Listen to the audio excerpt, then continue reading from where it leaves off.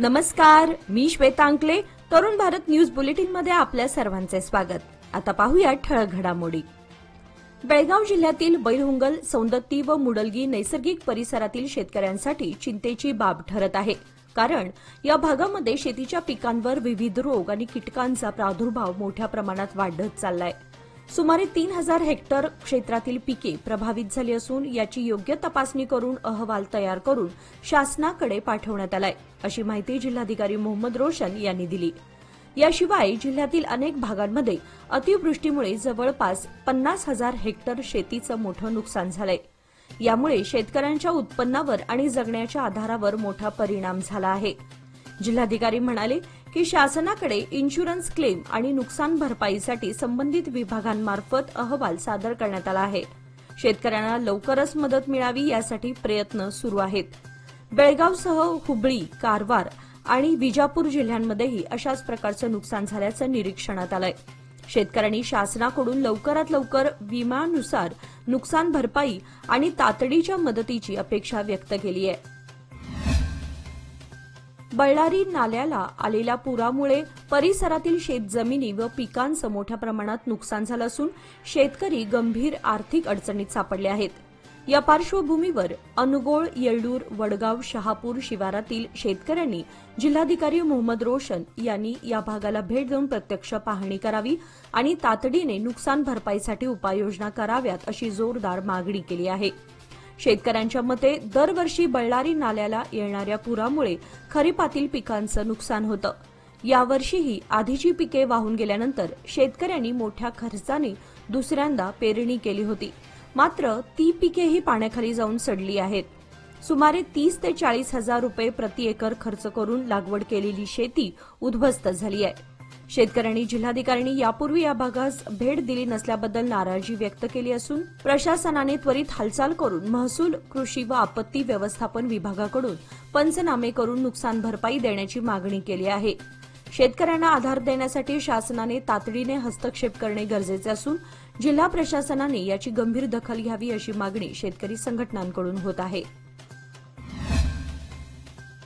महाराष्ट्र कर्नाटक सीमावादासंदर्भात उद्या दिनांक 10 सप्टेंबर रोजी मुंबईत तज्ज्ञ समितीची महत्वपूर्ण बैठक होणार आहे. या बैठकीत सीमा भागातील न्यायिक व कायदेशीर मुद्द्यांवर चर्चा होणार असून पुढील न्यायालयीन लढ्याची रणनीती ठरवली जाणार आहे. या बैठकीत ज्येष्ठ वकील, कायदेतज्ञ, सीमा भागातील जनप्रतिनिधी, समिती नेते रमाकांत कोंडुस्कर, खासदार माने, प्रकाश मरगाळे, आनंद आपटेकर आणि समिती सदस्य सहभागी होणार आहेत. सीमावासियांचे प्रश्न, शैक्षणिक, प्रशासकीय अडचणी आणि राज्यघटनेतील तरतुदी या मुद्द्यांवर अभ्यासपूर्वक चर्चा होण्याची शक्यता आहे. बैठकीनंतर पुढील पावले आणि कृती आराखडा याबाबत निर्णय घेतला जाणार आहे. गोवा राज्यामध्ये कर्नाटक, महाराष्ट्र, तामिळनाडू, आंध्र प्रदेश आदी भागातून मोठ्या प्रमाणात पर्यटक पर्यटनासाठी आपली वाहने घेऊन जात येत असतात. यापूर्वी आलेल्या पर्यटकांची वाहने गोवा राज्यामध्ये ठिकठिकाणी अडवून वाहनांची कागदपत्रे तपासणी करण्यात येत होती. यावेळी बऱ्याच पर्यटकांची कागदपत्रांची पाहणी करताना लूट होत असल्याची तक्रार वाढत चालल्याने आता गोवा सरकारने गोवा राज्यात प्रवेश करतेवेळी आलेल्या प्रत्येक वाहनाला एकाच ठिकाणी कागदपत्रे तपासणी करण्यासाठी टोल उभारण्यात आले असून सदर टोलवर सदर वाहनाचे असलेल्या नंबर प्लेटवरून गाडीची सर्व कागदपत्रे योग्य आहेत का याची तपासणी केली जाते. एखाद्या वाहनांची कागदपत्रे योग्य नसल्यास या ठिकाणी बनवण्यात आलेले टोल गेटच उघडत नाहीत. त्यामुळे एकतर माघारी परतावे लागते, अन्यथा जो काही सरकारतर्फे दंड आकारण्यात येतो तो दंड घेऊन कोर्टामध्ये जावं लागणार आहे. त्यामुळे यापुढे आपल्या वाहनांची कागदपत्रे योग्य असल्यासच गोव्यात प्रवेश करणं गरजेचं पडणार आहे. सदर योजना खासगी क्षेत्राला देण्यात आली असून सध्या ट्रायल बेसिसवर कामगिरी चालू असून 22 सप्टेंबरपासून टोल अधिकृतरित्या चालू होणार आहे. गणेश विसर्जन मिरवणुकीनंतर अन्नातून विषबाधा होऊन मन्नूर येथील 16 वर्षीय युवकाचा मृत्यू झाल्याची दुर्दैवी घटना समोर आली आहे. श्रीराज सुनील कोळी, वय 16, राहणार मारुती गल्ली, मन्नूर असं मृत युवकाचं नाव असून तो गजवक्र ढोल ताशा पथकाचा सक्रिय सदस्य होता. मिळालेल्या माहितीनुसार शनिवारी दिनांक 6 रोजी रात्री श्रीराज आपल्या मित्रांसमवेत बेळगाव शहरामध्ये गणेश विसर्जन मिरवणूक पाहण्यासाठी आला होता. या दरम्यान त्याने विविध ठिकाणी स्टॉलवरील अन्नपदार्थ आणि शीतपेयांचं सेवन केलं. रात्रभर मिरवणूक पाहून रविवारी सकाळी घरी परतल्यानंतर त्याला अचानक उलट्या व जुलाबाचा त्रास सुरू झाला. प्राथमिक उपचारासाठी स्थानिक डॉक्टरांकडे नेण्यात आले असले तरी प्रकृती खालावत गेल्याने त्याला तातडीने रुग्णालयात दाखल करण्यात आले. मात्र सोमवारी दिनांक 8 रोजी त्याचा उपचारादरम्यान मृत्यू झाला. विषबाधेमुळे त्याला हृदयविकाराचा झटका आल्याची शक्यता डॉक्टरांनी व्यक्त केली आहे. या घटनेमुळे मन्नूर गावामध्ये हळहळ व्यक्त होत असून सार्वजनिक कार्यक्रमांमध्ये अन्नपदार्थांच्या गुणवत्तेकडे दुर्लक्ष केल्यास काय परिणाम होऊ शकतात याचे गंभीर चित्र या घटनेतून समोर आले आहे. पोलिसांनी या घटनेचा तपास सुरू केला असून अन्न व औषध प्रशासन विभागालाही अहवाल पाठवण्यात आलाय. कर्नाटकातील शासकीय महाविद्यालयांमध्ये गेस्ट लेक्चररची नेमणूक अद्याप न झाल्याने विद्यार्थ्यांचे शैक्षणिक नुकसान मोठ्या प्रमाणात होत आहे. विशेषतः ग्रामीण भागातील शेतकरी, मजूर व गरीब कुटुंबातील विद्यार्थी मोठ्या प्रमाणावर शासकीय महाविद्यालयांमध्ये शिक्षण घेत असल्याने या विद्यार्थ्यांच्या भविष्याचा प्रश्न गंभीर झाला आहे. या पार्श्वभूमीवर एआयडीएसओच्या वतीने आज मंगळवारी जिल्हाधिकाऱ्यांमार्फत कर्नाटकचे मुख्यमंत्री सिद्धरामय्या यांच्याकडे निवेदन सादर करण्यात आले. निवेदनामार्फत तातडीने गेस्ट लेक्चररची नेमणूक करून विद्यार्थ्यांचे शैक्षणिक नुकसान थांबवावे अशी मागणी करण्यात आली. यावेळी अनेक विद्यार्थी मोठ्या संख्येने सहभागी झाले होते. त्यांनी शासनाच्या उदासीन धोरणावर नाराजी व्यक्त करत आमचे शिक्षण बर्बाद करू नका असा जोरदार आवाज उठवला. एआयडीएसओने जर शासनाने लवकरात लवकर योग्य तो निर्णय घेतला नाही तर आंदोलन तीव्र करण्याचा इशारा देखील दिलाय. मच्छे नगरपंचायत हद्दीतील टिपू सुलतान नगरामध्ये सुमारे 3000 ते 4000 रहिवासी असूनही सध्या त्या भागात कोणतेही मतदान केंद्र उपलब्ध नाही. यामुळे स्थानिक नागरिकांना मोठ्या अडचणींना सामोरे जावे लागते. सध्या येथील मतदारांना मतदानासाठी जवळच्या मतदान केंद्रांपर्यंत 2 ते 3 किलोमीटरचा प्रवास करावा लागत असून याचा परिणाम विशेषतः ज्येष्ठ नागरिक, महिला व दिव्यांग मतदारांवर होत आहे. या पार्श्वभूमीवर निवडणूक आयोगाकडे टिपू सुलतान नगरातच नवीन मतदान केंद्र स्थापन करण्याची मागणी आज जिल्हाधिकारी यांना निवेदन देऊन करण्यात आली आहे. या भागात जर मतदान केंद्र उपलब्ध करून दिल्यास मतदानाचे प्रमाण वाढेल आणि लोकशाही प्रक्रियेत अधिक सहभाग नोंदवता येईल. निवडणूक आयोगाने या मागणीचा गांभीर्याने विचार करून नवीन मतदान केंद्र स्थापन करण्याची व्यवस्था करावी अशी विनंती नागरिकांनी निवेदनाद्वारे केली आहे. यावेळी आम आदमी पार्टीचे सदस्य मोठ्या संख्येने उपस्थित होते. तवंदी घाटामध्ये मालवाहू कंटेनर दरीत कोसळल्याने लाखो रुपयांचं नुकसान झालंय. ही घटना मंगळवारी दुपारी 3च्या सुमारास उघडकीस आली. याबाबत घटनास्थळावरून समजलेली अधिक माहिती अशी की कंटेनर धारवाडहून बारामतीच्या दिशेने जात होता. दरम्यान तवंदी घाटामध्ये आल्यानंतर कंटेनर चालकाचा ताबा सुटल्याने कंटेनर सुमारे 60 फूट दरीमध्ये कोसळला. त्यामुळे कंटेनरमध्ये इंजिन्स भरलेले होते, त्यामुळे भरलेल्या मालाचे मोठ्या प्रमाणात नुकसान झाले. परंतु कंटेनर चालक घटनास्थळावरून पलायन केल्याचे समजते.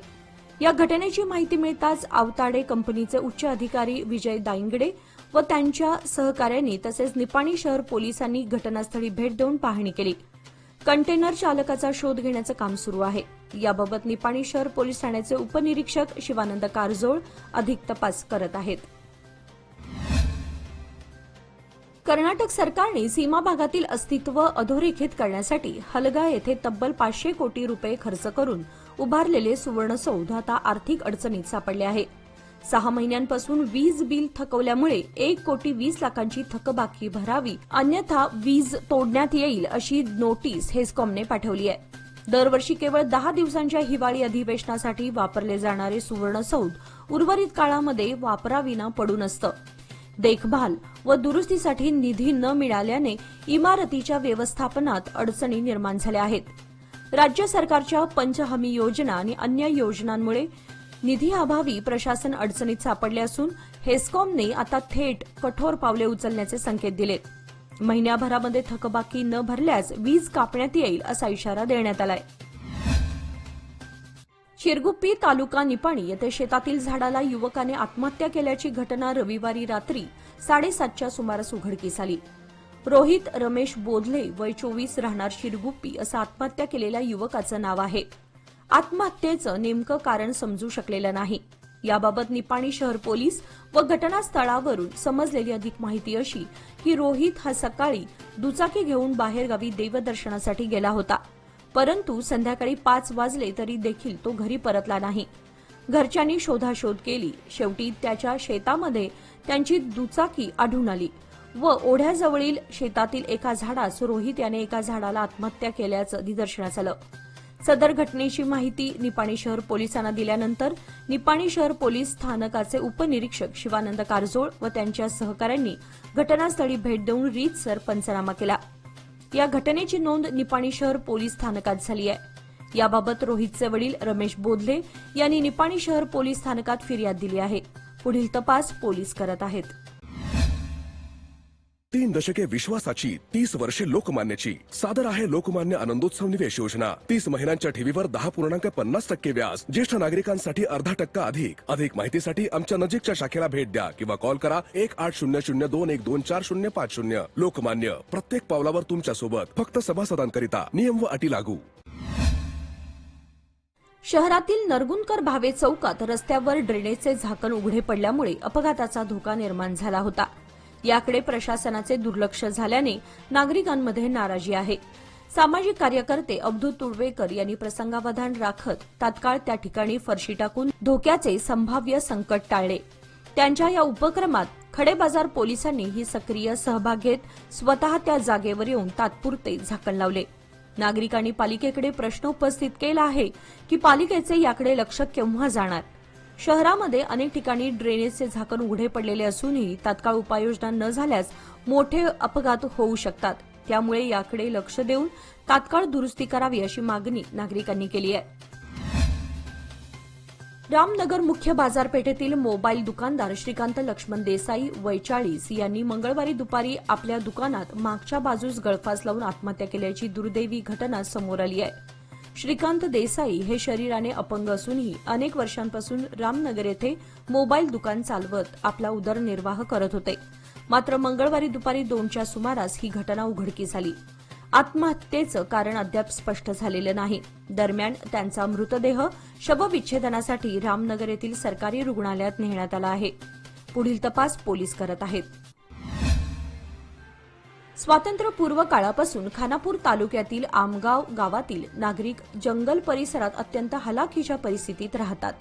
मात्र आजपर्यंत प्रशासनाने लोकप्रतिनिधींकडून या गावाची सातत्याने दुर्लक्ष झाल्याचा आरोप करत ग्रामस्थांनी संपूर्ण गाव नियोजनबद्ध रीतीने स्थलांतरित करावे अशी मागणी जिल्हाधिकाऱ्यांकडे केली आहे. या भागामध्ये रस्ता, पाणी, वीज, शिक्षण आणि आरोग्य यासारख्या मूलभूत सुविधा नाहीत. मुसळधार पावसामुळे दरवर्षी या गावाचा संपर्क तुटतो. त्यामुळे कोणालाही आरोग्यविषयक तक्रार असल्यास रुग्णालयात नेणं कठीण होतं. गेल्या वर्षी तळेगाव या गावाचे यशस्वी स्थलांतर झाल्यानंतर आता आमगावच्या ग्रामस्थांनीही स्वतः पुढाकार घेत जिल्हाधिकाऱ्यांकडे निवेदनाद्वारे आपल्या गावाचे संपूर्ण स्थलांतर करण्याची विनंती केली आहे.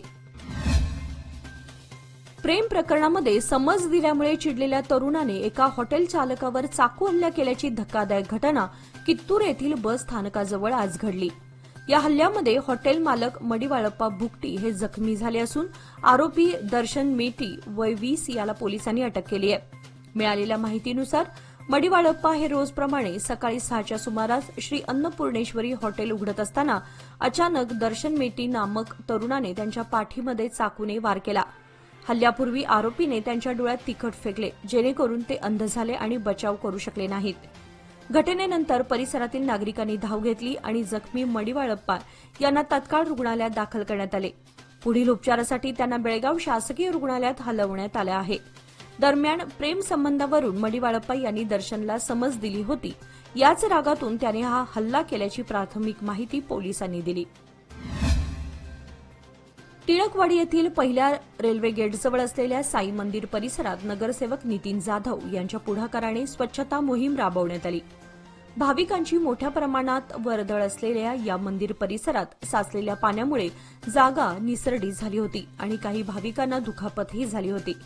या समस्येकडे लक्ष वेधण्यात आल्यानंतर वॉर्ड क्रमांक 29 चे नगरसेवक नितीन जाधव यांनी स्प्रे मशीनच्या सहाय्याने संपूर्ण परिसराची स्वच्छता करून घेतली. त्यांच्या या कृतीचे स्थानिक नागरिक आणि भाविकांनी स्वागत केले.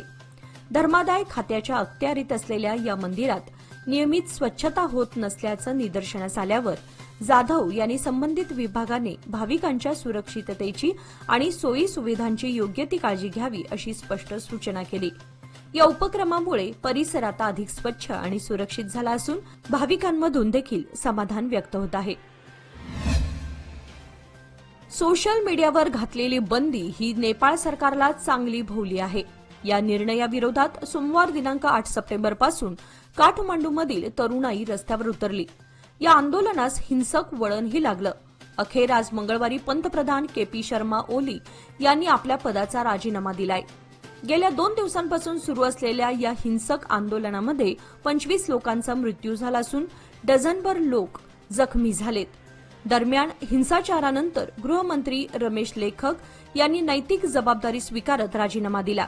तर परिस्थिती चिघळल्याने लष्कराने संसदेजवळील रस्त्यांचा ताबा घेतला आहे. नेपाळ सरकारने 4 सप्टेंबर 2025 रोजी फेसबुक, इंस्टाग्राम, व्हॉट्सअॅप, युट्यूब आणि एक्ससह तब्बल 26 सोशल मीडिया अॅप्सवर बंदी घातली. या निर्णयाविरोधात सोमवार दिनांक 8 सप्टेंबर रोजी देशभरातील तरुणाई रस्त्यावर उतरली. यानंतरही आंदोलक पंतप्रधान ओली यांनी राजीनामा द्यावा या मागणीवर ठाम होते. अखेर त्यांनी राजीनामा दिला. अधिवक्ता परिषद बेळगावच्या वतीने त्यांच्या स्थापना दिनाचे औचित्य साधून सामाजिक भान ठेवत सरकारी कनिष्ठ प्राथमिक कन्नड शाळा समर्थनगर या शाळेला ब्लॅकबोर्ड भेट देण्यात आला आहे. परिषदेच्या सचिव आर शुभांगी यांच्या पुढाकाराने हा उपक्रम राबवण्यात आला. या उपक्रमात सदाशिव हिरेमठ, जयश्री मांद्रोळी, चित्रा गोंडवाळकर, प्रेमा नवरक्की आणि आर्यन पाटील यांचा विशेष सहभाग होता. कार्यक्रमावेळी शाळेचे मुख्याध्यापक आसिफ यू, सहाय्यक शिक्षिका योगिता श्याम, वाळीशेट्टी आदी उपस्थित होते. मुख्याध्यापकांनी फळ्याचे शैक्षणिक महत्त्व विशद करत अधिवक्ता परिषदेचे आभार मानले. विद्यार्थ्यांच्या अभ्यासासाठी उपयुक्त ठरणारा हा फळा शाळेच्या शैक्षणिक गुणवत्तेत भर टाकेल असा विश्वास यावेळी व्यक्त करण्यात आला. अधिवक्ता परिषदेचा हा सामाजिक उपक्रम इतर संस्थांसाठी आदर्श ठरावा अशी भावना पालक व शिक्षकांनी व्यक्त केली. अल्पवयीन मुलीवर लैंगिक अत्याचार करणाऱ्या नराधमास जिल्हा पोक्सो न्यायालयाने 30 वर्षांची सक्त मजुरी आणि 10,000 रुपयांचा दंड ठोठावला आहे. पीडितेला जिल्हा कायदा सेवा प्राधिकरणामार्फत 4 लाख रुपयांची भरपाई देण्यात येणार आहे.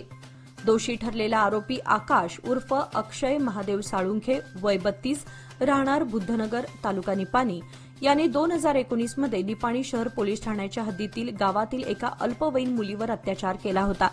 या घटनेनंतर पीडितेच्या कुटुंबियांनी तात्काळ पोलिसात तक्रार दाखल केली होती. त्यानुसार आरोपीवर पोक्सो कायदा आणि इतर संबंधित कलमांखाली गुन्हा दाखल करून अटक करण्यात आली होती. या प्रकरणाचा तपास तत्कालीन अधिकारी SD सत्यनायक यांनी केला होता. दोषारोपपत्र दाखल झाल्यानंतर जिल्हा पोक्सो न्यायालयात सुनावणी झाली. न्यायाधीश CM पुष्पलता यांनी निकाल देत आरोपीला शिक्षा ठोठावली. हा निकाल हा पीडितांना न्याय मिळवून देणारा आणि समाजात संदेश देणारा आहे असे म्हणावे लागेल. प्रशासनाने पीडितेला आर्थिक व कायदेशीर मदत दिली असून आरोपीला दिली गेलेली कठोर शिक्षा ही भविष्यातील गुन्हेगारांसाठी धडा ठरेल अशी अपेक्षा व्यक्त होत आहे. बेळगाव जिल्हा प्रशासन, जिल्हा परिषद आणि तालुका पंचायत बेळगाव यांच्या संयुक्त विद्यमाने गांधी भवन येथे तालुकास्तरीय शिक्षक दिन 2025 तसेच प्रतिभा कारंजा व कला उत्सव कार्यक्रमाचे उद्घाटन मंत्री लक्ष्मी हेबाळकर यांच्या हस्ते मोठ्या उत्साहात पार पडले. कार्यक्रमामध्ये शिक्षक हे विद्यार्थ्यांच्या जीवनातील खरे शिल्पकार असून तेच समाजाचे भविष्य घडवतात असे गौरवोद्गार प्रमुख पाहुण्यांनी काढले. शिक्षक हे विद्यार्थ्यांना केवळ शिक्षणच देत नाही तर त्यांच्यातील सुप्त गुणांना जागवून देशाच्या प्रगतीसाठी सक्षम नागरिक घडवतात असे वक्त्यांनी सांगितले. बेळगाव तालुक्यातील सोनोलीमध्ये परसातील तांब्याचे व पितळी हंडे चोरीची घटना सुरूच आहे. रविवारी व काल सोमवारी मध्यरात्री 6 जणांच्या परसातील हंडे लंपास करण्यात आलेत. यामुळे गावात खळबळ माजली आहे. चोरट्यांनी शिवाजी झंगरूचे रामकृष्ण पाटील, अर्जुन पाटील, हनुमंत पाटील, बाळकृष्ण लोहार, गुंडू पाटील यांच्या परसातील हंड्यांची चोरी केली आहे. सध्या तांब्याचा दर अधिक आहे, यामुळे चोरट्यांकडून तांब्याचे हंडे लंपास करण्यात येत आहेत. गेल्या काही दिवसांपासून गावात अशी तिसऱ्यांदा ही घटना घडली आहे. यापूर्वीही 25हून अधिक ग्रामस्थांच्या परसातील तांब्याचे हंडे चोरट्यांनी लंपास केलेत. वाळकी तालुका चिकोडी येथील ग्रामदैवत महादेव यात्रेनिमित्त आयोजित केलेल्या बैलगाडी शर्यतीत सागर पाटील पाचगाव यांच्या बैलगाडीने प्रथम क्रमांक पटकावला. त्यांना 30,001 रुपये असे बक्षीस देण्यात आले. द्वितीय क्रमांक बंडा खिलारे दानोळी यांना 25,001 रुपये बक्षीस देण्यात आले. तृतीय क्रमांक सुनील मर्डे नदी यांना 20,001 रुपये बक्षीस देण्यात आले. प्रथम या विविध शर्यतीचे उद्घाटन महादेव यात्रा कमिटीचे अध्यक्ष खंडेराव पाटील, मुरलीधर कुलकर्णी, सुजय पाटील यांच्या प्रमुख उपस्थितीत श्रीफळ वाढवून संपन्न झाले. यावेळी विजय पाटील, राहुल ढोणे, महादेव कवलापुरे, सुकुमार गोमाई, इराप्पा गोमाई, चंद्रकांत पाटील, संतोष खोत, नंदकुमार खोत, चंद्रकांत ढोणे, भरत नाईक, दिनकर पाटील, राहुल पाटील आदी उपस्थित होते. उपराष्ट्रपती पदासाठी आज 9 सप्टेंबर रोजी निवडणूक होत आहे. सकाळी 10 ते सायंकाळी 5 वाजेपर्यंत मतदानाची प्रक्रिया पार पडल्यानंतर सायंकाळी 6 वाजल्यापासून मतमोजणीला प्रारंभ होईल. मतमोजणी पूर्ण झाल्यानंतर विजयी उमेदवाराची घोषणा केली जाईल. या निवडणुकीमध्ये रालोआचे उमेदवार सीपी राधाकृष्णन आणि विरोधी पक्षाचे उमेदवार बी सुदर्शन यांच्यात थेट लढत होत आहे. निवडणुकीपूर्वी सोमवारी मताधिकार प्राप्त असलेल्या खासदारांना मतदानाची प्रक्रिया समजावून सांगण्यात आली. जगदीप धनकड यांनी 21 जुलैच्या रात्री अचानक राजीनामा दिल्याने उपराष्ट्रपती पदाची निवडणूक होत आहे. नेपाळमध्ये मोठी अनागोंदी माजली असून आक्रमक झालेल्या युवकांनी नेपाळची संसद पेटवली आहे. त्यासोबत नेपाळच्या न्यायालयाच्या परिसरातही आग लावण्यात आली. युवकांनी नेपाळच्या मंत्र्यांच्या घरावरही हल्ला केला असून जिकडे तिकडे नुसता गोंधळ माजल्याचं चित्र दिसून येत आहे. नेपाळमधील आंदोलनानंतर मंत्र्यांनी देश सोडायला सुरुवात केली आहे. नेपाळचे पंतप्रधान केपी शर्मा ओली यांनी त्यांच्या पदाचा राजीनामा दिला. बालेन शाह यांनी नवीन सरकार बनवण्यासाठी हालचाली सुरू केल्याची माहिती मिळाली आहे. नेपाळमध्ये सरकारने सोशल मीडियावर निर्बंध लादण्याचं कारण झालं आणि तरुणाई आक्रमक झाली. त्यानंतर आंदोलकांनी नेपाळच्या संसदेवर मोर्चा नेला. अनेक ठिकाणी हिंसा झाली. त्यानंतर सोशल मीडियावरील बंदी मागे घेतली असली तरी आंदोलक मागे हटायला तयार नाहीत. याचबरोबर आजचे बातमीपत्र इथे संपले. अधिक माहिती आणि ताज्या घडामोडींसाठी पाहत रहा तरुण भारत न्यूज चॅनल. तसेच आमच्या चॅनलला लाईक, शेअर आणि सबस्क्राईब करायला विसरू नका. आणि विश्वासार्ह बातम्यांसाठी दररोज वाचा दैनिक तरुण भारत. धन्यवाद.